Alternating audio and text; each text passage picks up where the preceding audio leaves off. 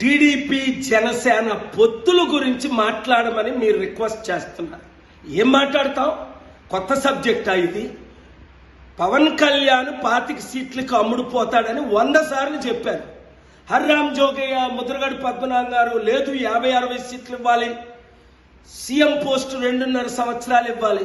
చంద్రబాబు నాయుడు మూర్ఖుడా తన కొడుకు లోకేష్ను కాదని దత్తపుత్రుడికి 100 సీట్లు ఇచ్చి ముఖ్యమంత్రి చేయడానికి? కాపులు బీసీల పట్ల న్యాయం చేశాడు ఎప్పుడైనా చంద్రబాబు నాయుడు?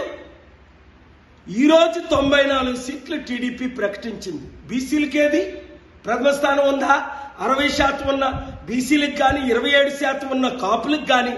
అందుకే చిత్తశుద్ధి ఉన్న కాపులారా మనం 27% ఉన్నాం, బీసీలారా మనం 55% ఉన్నాం, బడుగు బలహీన వర్గాలారా మనం 90% ఉన్నాం. మోదీ తొత్తైన పవన్ కళ్యాణ్తో ఉంటారా, చంద్రబాబు నాయుడుతో ఉంటారా? తేల్చుకోండి. లేదా ప్రపంచాన్ని అభివృద్ధి చేసి శాసించి దేవుడు పంపగా వచ్చిన ప్రజాశాంతి పార్టీతో ఉంటారా?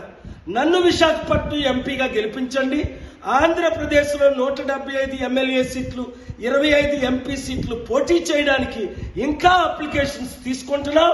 7569441275.